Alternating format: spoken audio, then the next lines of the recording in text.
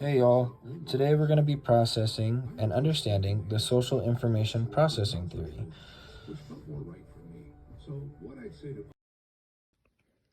Starting with our understanding of social information processing theory. By definition, social information processing theory, or SIP, explores how individuals form impressions and develop relationships through computer-mediated communication, or CMC. SIP suggests that individuals can form close relationships solely through text-based communication, given enough time. The diagram below shows the process of getting to know another person. It's a chain of events that occurs regardless of the medium we use to communicate. We get information through direct communication, we form an interpersonal impression, and then the relationship grows. SIP focuses on how the first link of the chain looks different when communicating through mediated channels, such as email, social media, phone calls, written letters, text messages, or any other technology humans use to share messages. All right, so the big idea of social informational processing theory. Basically, people can build interpersonal relationships despite the limitations that are imposed by mediated channels. And when I say mediated channels, we're talking more along the lines of online platforms. The entire focus of social informational processing theory is on relationships that are mediated entirely through online platforms. In other words, SIP proves that we are more than capable of communicating effectively and just as warmly online as we would in a face-to-face interaction. With modern technology, we now have the ability to communicate anytime, anywhere through our devices, whether that be through captioned pictures on Snapchat, direct messaging through Facebook or Instagram, to even online chat boards and live chats that on our video game systems. We can now make friends all over the world as effectively as we would with an in-person interaction. And Walter's social informational processing theory is the proof in the pudding. The historical context.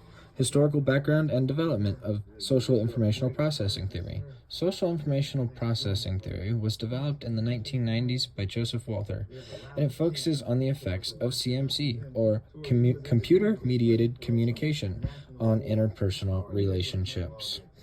Important contributors to the theory, Joseph Walther and Charles Berger, among others, have contributed to the understanding and development of social informational processing theory.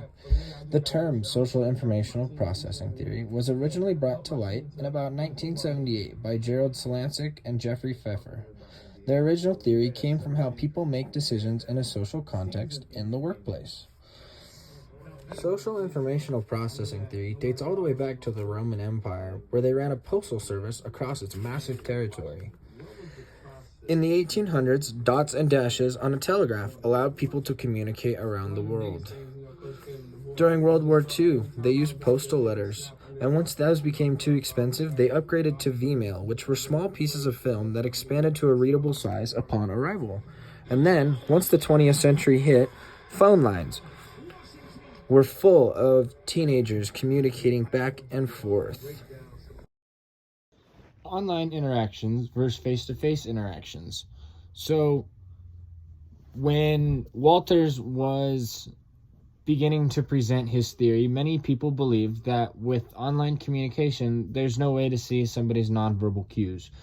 Nonverbal cues meaning like bodily movements or facial expressions or other things kind of along those lines that help you build an impression of someone. And that without being able to see those nonverbal cues, it could be really hard to be able to make a strong impression of someone.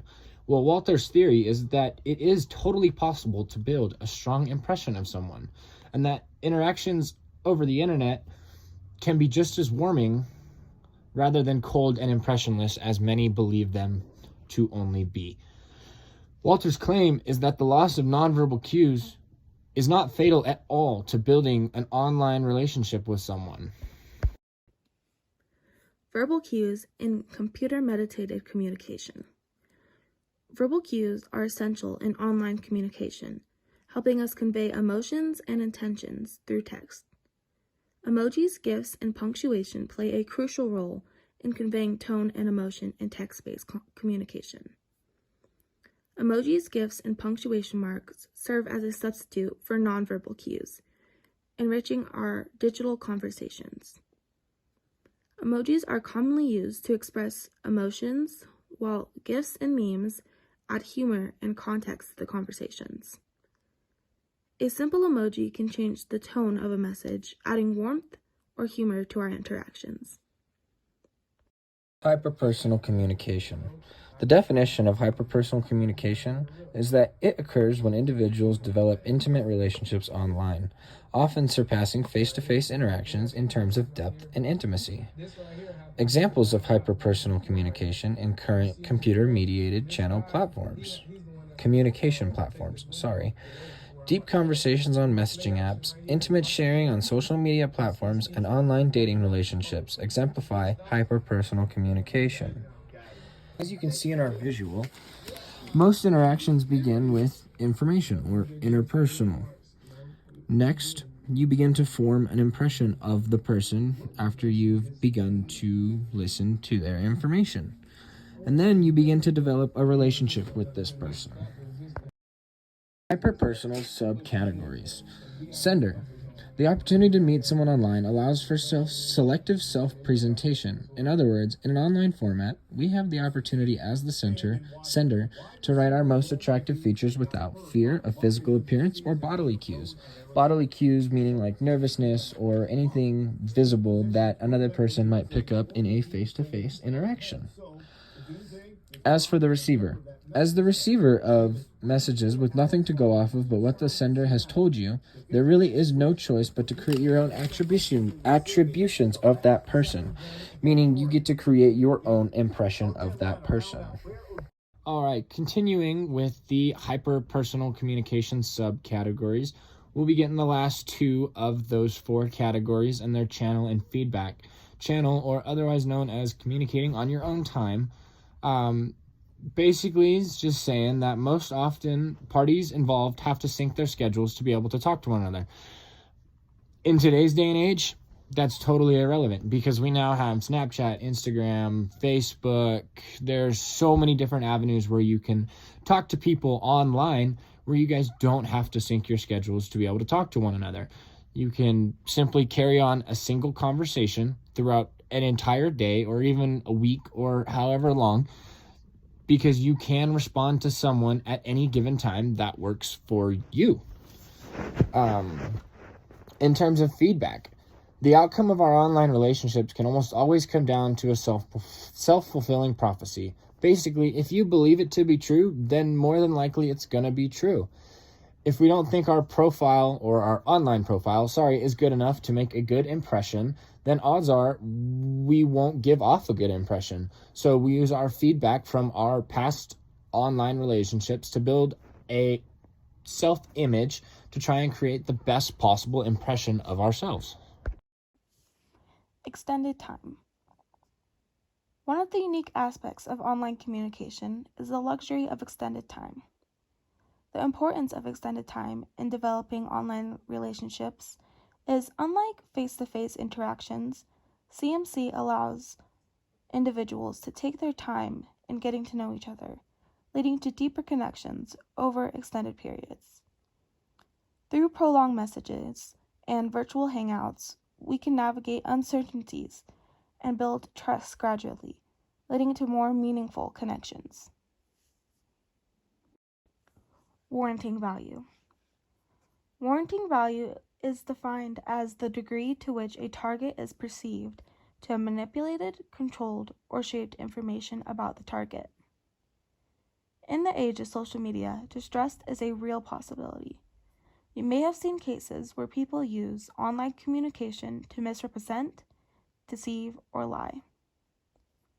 We have the ability to add information to other people's pages, commenting on an Instagram post, status updates on someone's Facebook profile, or work ethic comments from people on LinkedIn. These are going to be credible sources that may confirm or deny what a person has told you. Experimental support for a counterintuitive idea.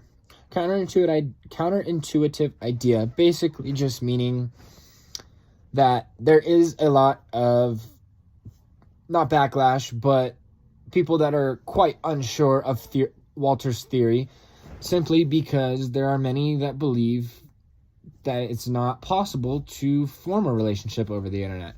Well, Walter's experiment kind of combats those naysayers. Walters created an experiment with 28 pairs of students. 14 pairs of those students communicated face-to-face, while the other 14 chatted over the internet. Well, one student from each pair was recruited to be a student accomplice before the experiment. These accomplices were told that to either act friendly or unfriendly to their partner. The results of the experiment proved that Walter's theory, whether the communication was positive or negative or done face-to-face online, there really was no difference in the emotional tone and value within the communication between the students.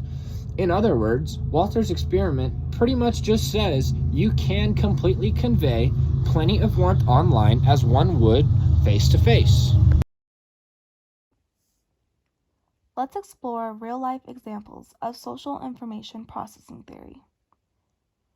Through screenshots and visuals, we see how individuals utilize SIP principles in their interactions on platforms like Facebook, WhatsApp, and Reddit. These examples will illustrate how technology shapes our relationships and communication patterns. For our application activity, the instructions for the class activity analyzing online interactions through SIP with current examples.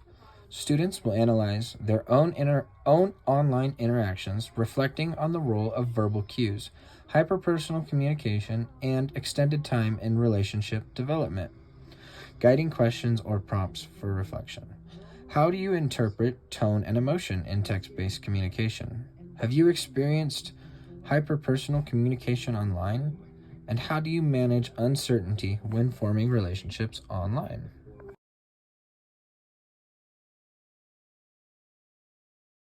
In conclusion, while communicating in person, you will have the opportunity to see the other person's nonverbal cues. That'll allow you to create a strong impression of them.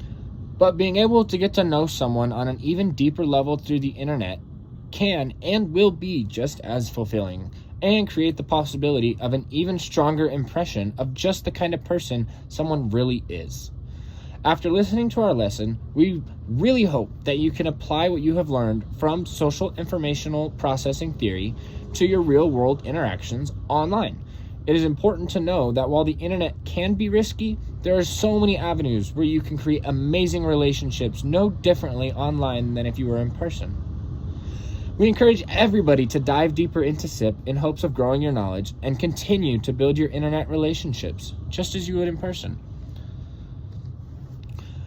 We'd like to thank everybody, and we appreciate your time and participation in our lesson and activity, and we hope you have a great day.